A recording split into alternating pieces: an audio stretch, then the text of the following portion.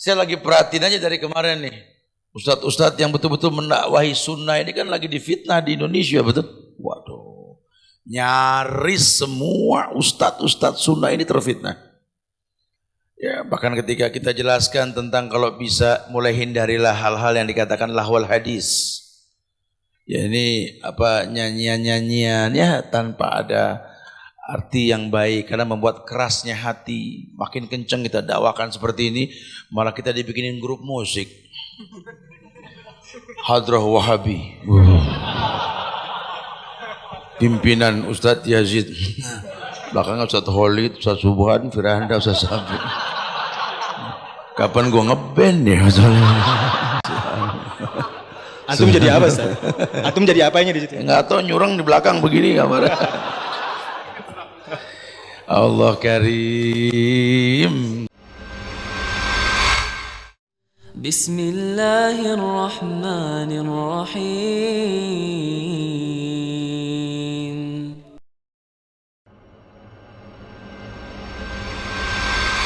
Islam agama yang mewarnai bukan diwarnai.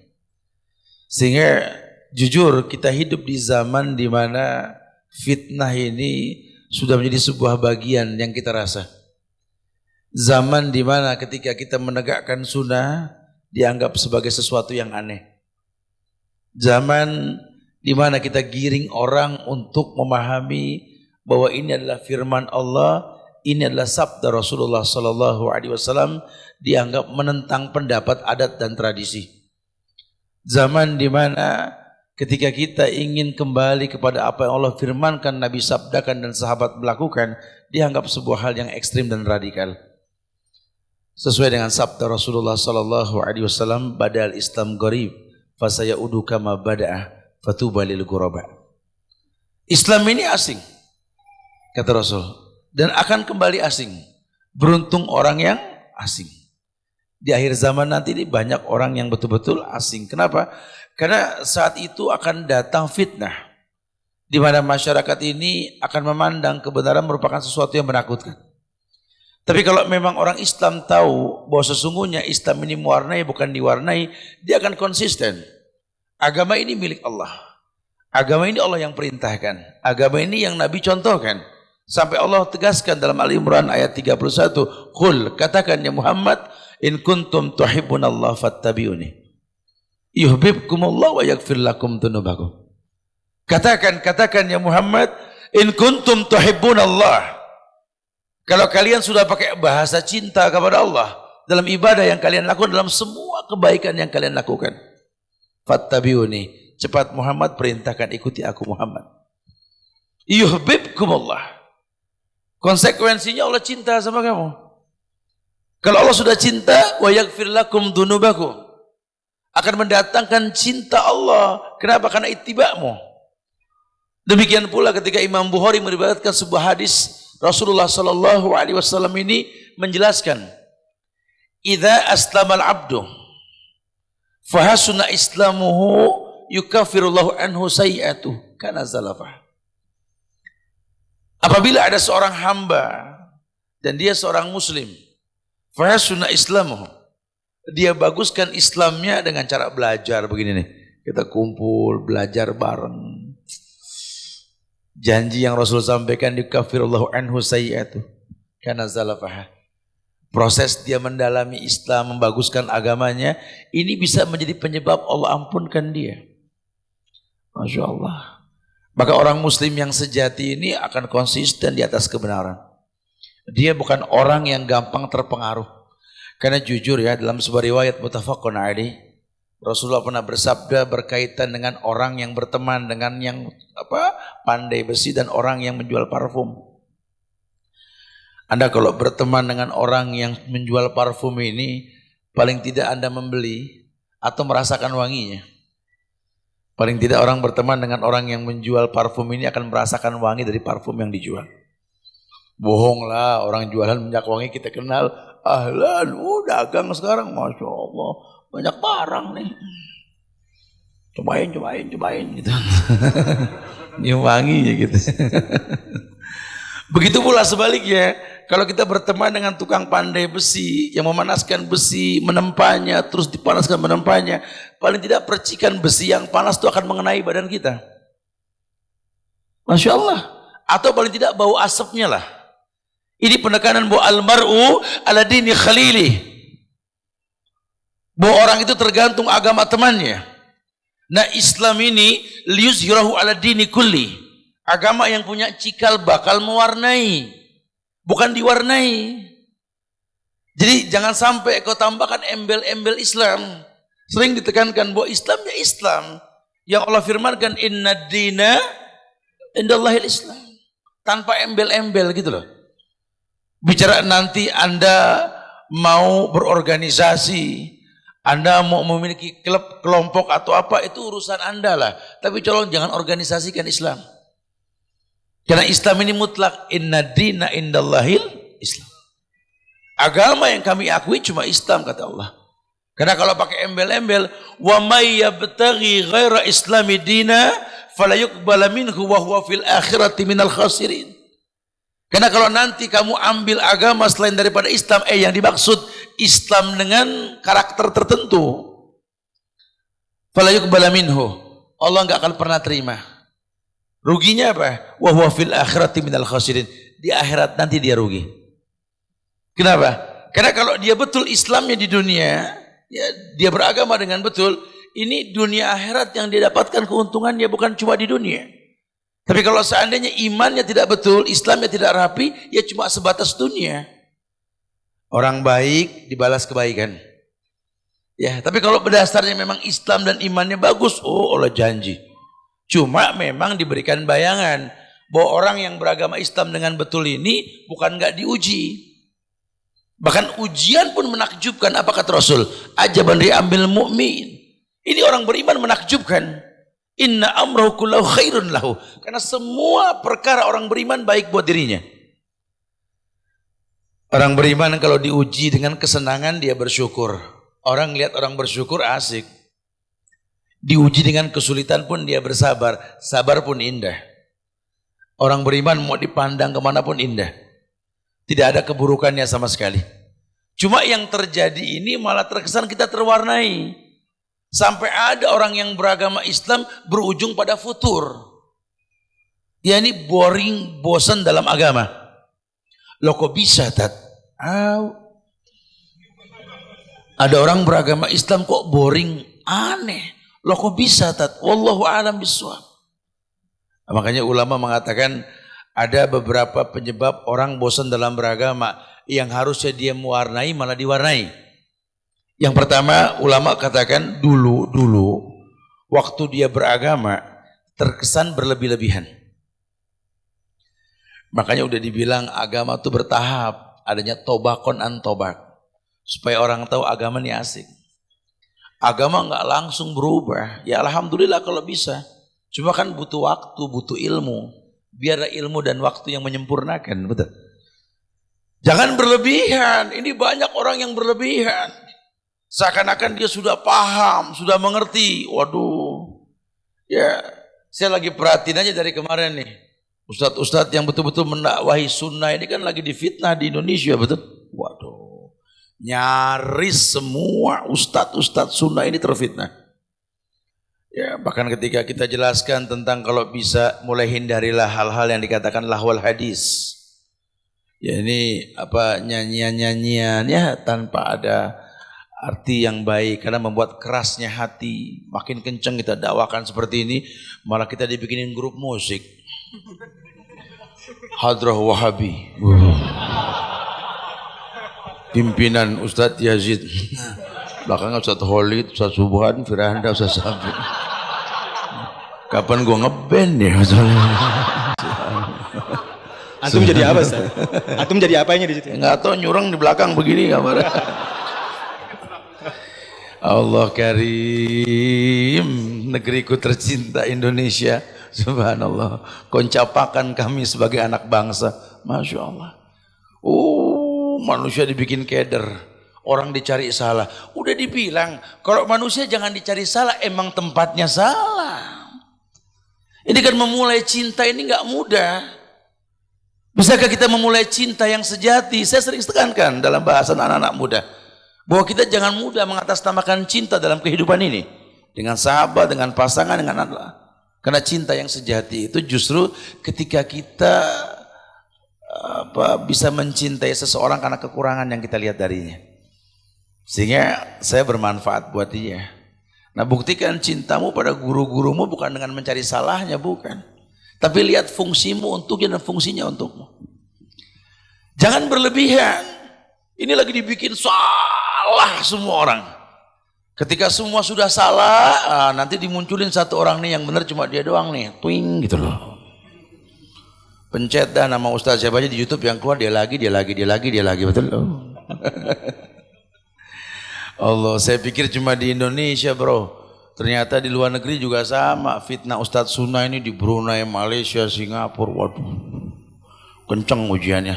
Sampai ulama-ulama hebat pun dari Yordan, Syekh Ali dan teman-temannya diuji juga.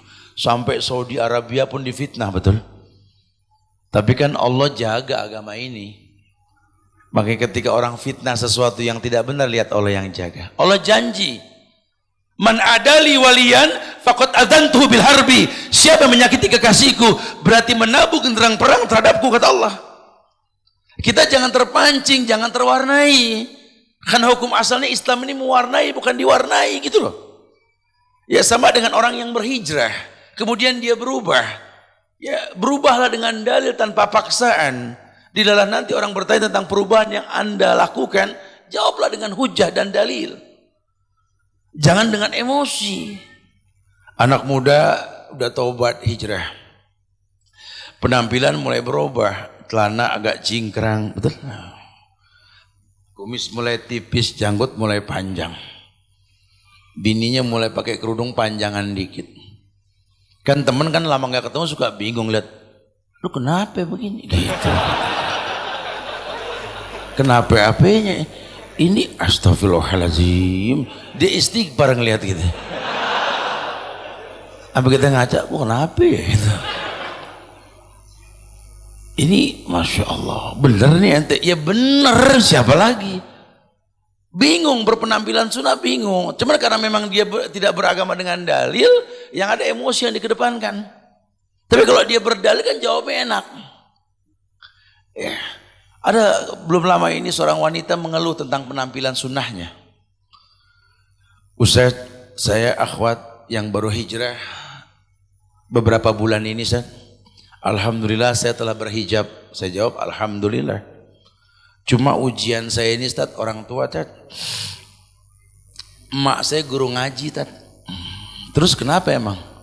Justru emak saya yang bilang ke saya aliran sesat, katanya, Ustaz. Kenapa? Karena kerudung saya yang panjang. Aliran apa? Aliran sesat. Masya Allah. Kayak kali mandek.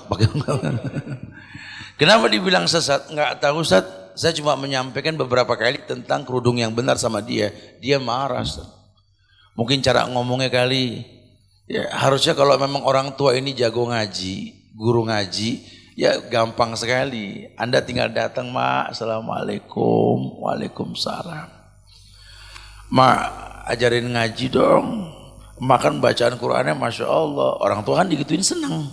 Bisa aja. Ngaji apa sayang? Ini Mak nih ada surat An-Nur ayat 31 dong, Mak. Apa sih ini kurang bagus bacaan saya ini, Mak? Emaknya baca, وَلْيَضْرِبْنَ بِخُمُورِهِنَّ عَلَى جُيُوبِهِنَّ. Artinya apa, Mak? Tadi dulu. Kerudung nutup bagian dada. Ini yang sesat siapa ya? Anaknya bener, emaknya kecekek. Jadi itu, Mak. Sebenarnya saya panjang itu karena itu, Mak. Bukan sesat, Mak. Syukuran bacaan Mak indah banget. Biar nanti Allah yang datangkan hidayah. Nah, bahayanya kita ketika kita menganggap bahwa kita bisa mewarnai dengan paksaan. Sementara agama bukan paksaan. La ikroha fiddin. Tak ada paksaan dalam beragama. Ini tobat baru 2 minggu ketemu emaknya langsung. Emaknya pakai kerudung begitu tuh modelnya kayak habis pulang lawat. Habis takjiah. Mak, ini kerudung emak nih bid'ah dhalalah. Mak atau mak finnar. Finnar. Anak gua ngapain nih? Tuh, bukan penampilannya, tingkah laku kita yang membuat dia nggak suka karena kita berlebihan. Jangankan kita yang tak berilmu, Nabi Muhammad saya sebagai manusia yang terbaik yang pernah Allah ciptakan, kata Allah apa? Innaka la tahdi man ahbabta walakin Allah yahdi may yasha. Kamu nggak bisa mendatangkan hidayah Muhammad, nggak bisa. Islam mewarnai, tapi kalau bicara hidayah ini jawabnya Allah. Allah cuma bilang walladzina jahadu fina lanahdiyanahum subulana, betul? Lanahdiyanahum subulana. Ada dalam taukid dan taukid di situ. Sudah pasti Allah datangkan hidayah. Kenapa Allah datangkan hidayah? Jahadu fina, karena dia bersungguh-sungguh fina. Nah, tugas kita membuat orang bersungguh-sungguh dalam agama supaya hidayah datang. Karena jangan hayalkan hidayah kalau nggak ada kesungguhan. Oh, nggak bisa. Bikin orang semangat. Ayo belajar. Islam itu indah. Islam itu mendatangkan kebaikan. Kita mau belajar di masjid, hayo, di luar hayo, dimanapun hayo. Islam ini asik. Islam ini mendatangkan kebaikan. Jangan terus berubah.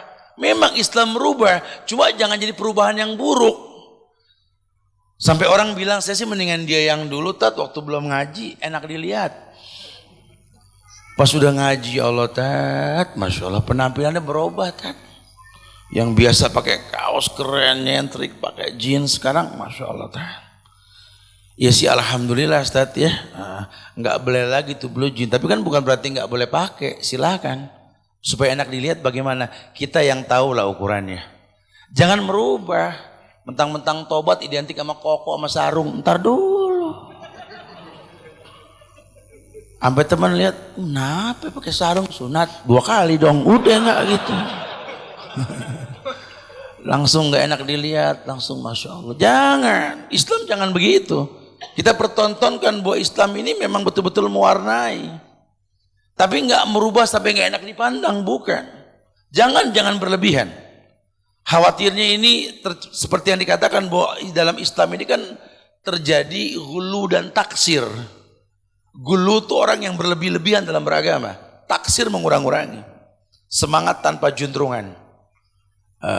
Terjebak dalam khawarij. Makanya musuh sunnah itu kan selalu mengidentikan dakwah salafi ini dengan dakwah wahabi. Kenapa?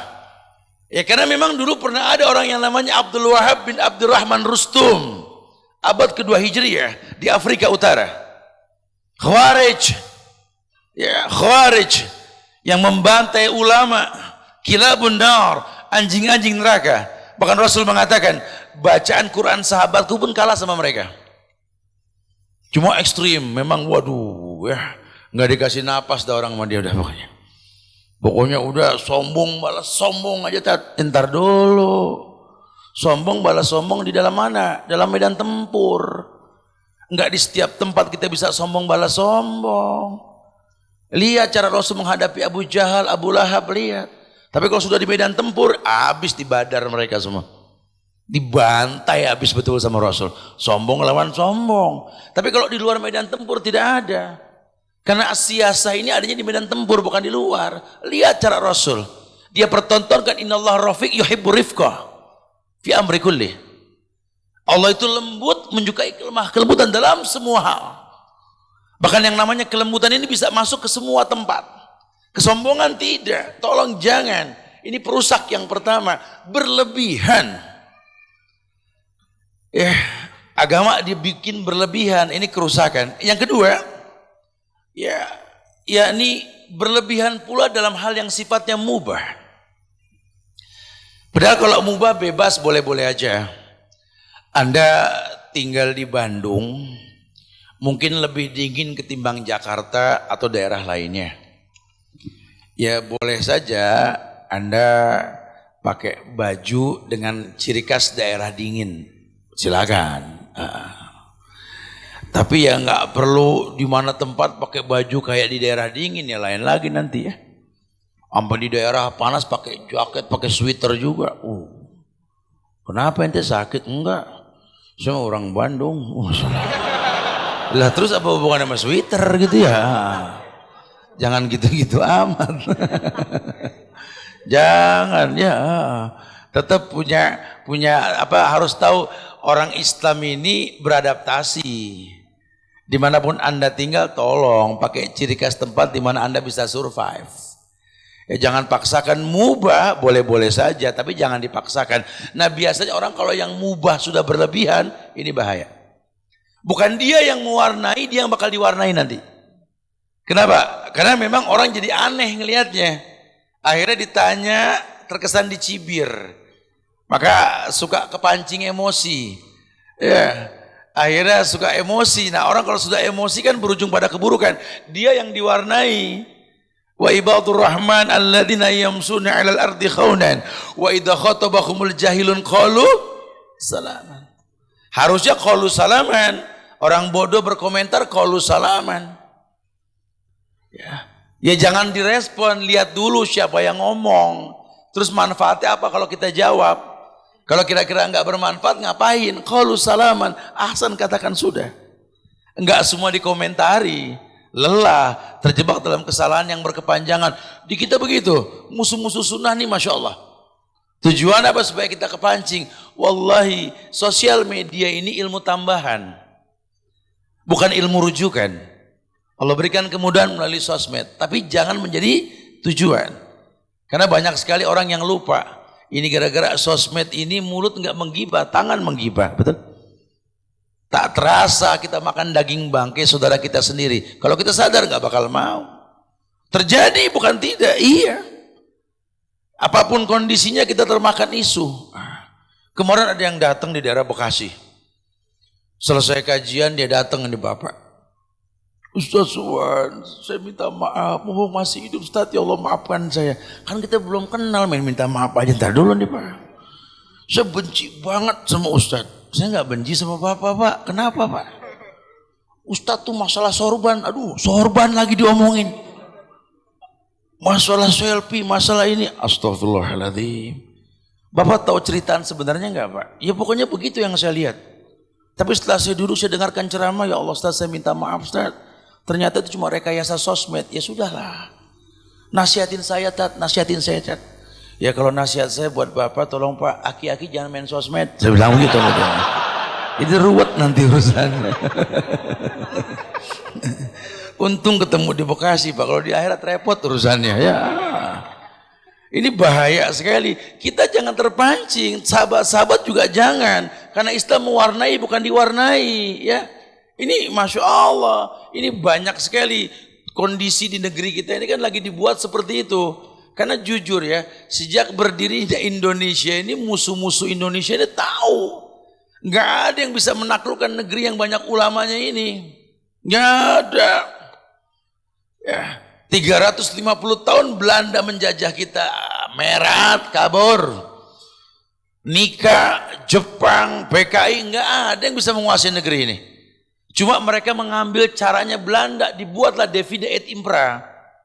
Antar bangsa ini ribut, antar suku ini ribut. Dimanfaatkan perbedaan dalam agama, su'uban wa qabailan, bukan li ta'arufu, yakni lil jidal. Untuk saling ribut. Jangan anak bangsa yuk bergandeng tangan, singkirkan khilaf di antara kita. Khilaf sudah dibukukan. Sejak zaman Imam Malik, Abu Hanifah, Muhammad bin Idris As-Safi, Imam Ahmad bin Hanbal, Sufyan As-Sauri, khilaf sudah terjadi. Tapi enggak merusak hubungan. Tertarik masa di mana ada Hadratus Syekh Hasyim Asy'ari, semoga Allah muliakan beliau, Kiai Haji Ahmad Dahlan, Hasan, Syekh Ahmad Surkati, semua mereka berkhilaf, cuma enggak merontokkan kesatuan persatuan bangsa ini, tidak. Ya, kemarinnya ini banyak orang yang enggak bermental pahlawan, terkontaminasi fitnah. Lihat, akhirnya Islam terkesan diwarnai bukan mewarnai. Oh bahaya sekali. Ya, Islam dibikin kolaborasi dengan sesuatu. Jangan. Yuk kita berdakwah dengan dakwah yang original. Karena mencontoh Rasulullah Sallallahu Alaihi Wasallam. Kan kita berdakwah atas nama kecintaan kita sama Allah. Bukankah bahasa Ali Imran tadi mengatakan, Qul in kuntum tuhibbunallah fattabi'uni.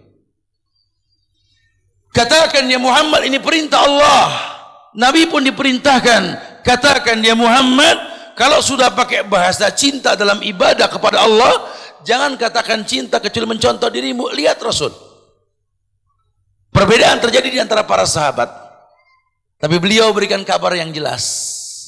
Digambar sebuah garis yang lurus, yang panjang. Digambar garis yang banyak kiri dan kanan sambil mengatakan, hada sirati mustaqiman fattabi'uhu. Ini jalanku yang lurus, tidak berbilang cuma satu, ikutin. Wala tattabi'us subula fatafarraqu bikum an sabili. Ini jalan yang banyak, jangan diikutin, jangan. Kalian akan berpecah belah. Kebenaran satu tidak berbilang. Islam mewarnai, bukan diwarnai. Bicara nanti Anda mau pakai baju apa silakan. Anda mau pakai celana, Anda mau pakai sarung, mau pakai koko, rompi, kaos, silakan. Islam nggak melarang. Boleh-boleh saja. Yang penting jangan dirubah sholatnya. Setelah saya mendalami Islam dengan benar, Ustaz, saya baru tahu bahwa Islam itu sangat bermanfaat. Makanya saya agak sedikit modif, Ustaz. Bikers nih. Dia pikir agama dia motor kali ya.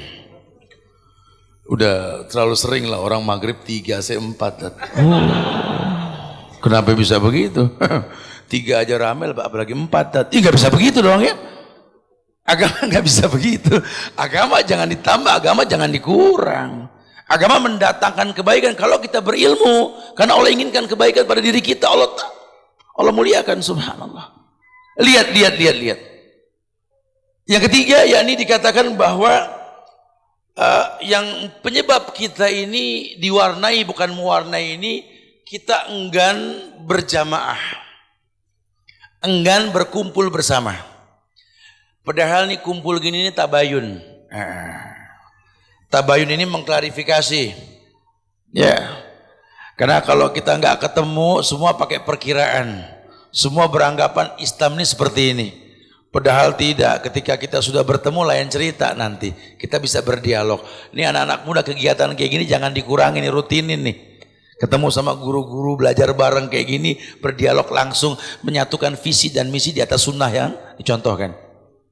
Tujuannya apa? Supaya akan tampak gelombang sunnah pada negeri ini. Indonesia akan didatangkan kebaikan oleh Allah. Janji Allah. Walau anna ahlal qura amanu wattaqau la fatahna alaihim barakati minas sami wal ardh.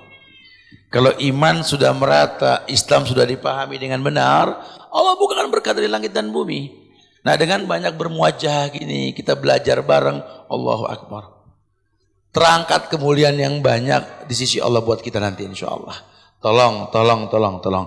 Jangan sampai kita enggan hidup berjamaah. Kenal satu sama yang lainnya. Tapi kitanya berdalil, berhujah. Dilalah nanti kalau sampai datang masa waktu di mana orang bertanya tentang apa yang kita lakukan, sampaikan hujahnya, sampaikan dalilnya. Karena kalau mengatasnamakan agama, agama kan telah sempurna. Tapi kalau bicara pendapat manusia nggak ada selesainya. Kalamun la yantahi. Omongan orang nggak ada ujungnya. Tapi kalau pakai bahasa agama, apa yang di Islam nggak diajarkan? Semua sudah diajarkan.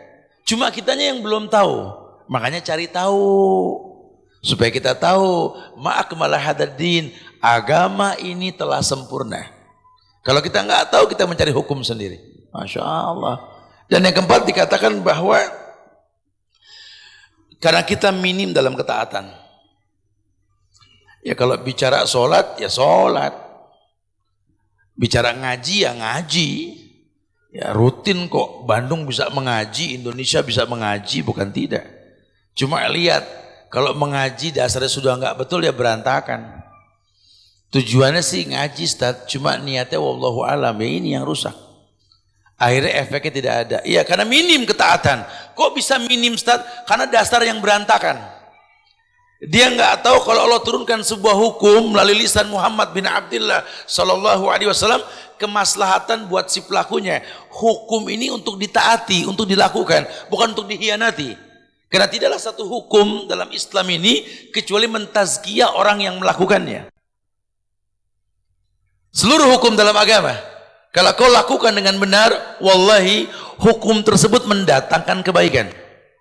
Maka orang yang berilmu tahu syahadat yang dia ucapkan, sholat yang dia lakukan, zakat yang dia keluarkan, puasa yang dia kerjakan, bahkan haji umroh yang dia jalani, semua mentazkiyah dirinya. Maka akan tampak perbedaan, simahnya jelas. Tapi karena memang dia nggak berilmu, lihatlah kewajiban yang dilakukan cuma selayang pandang. Lihat, cuma sekedar gugur kewajiban. Lakopnya muslim cuma amalannya batil. Apalagi sampai menjual agama dalam rangka mengangkat dirinya, mengangkat kelompoknya. Allahu Akbar. Ini makar.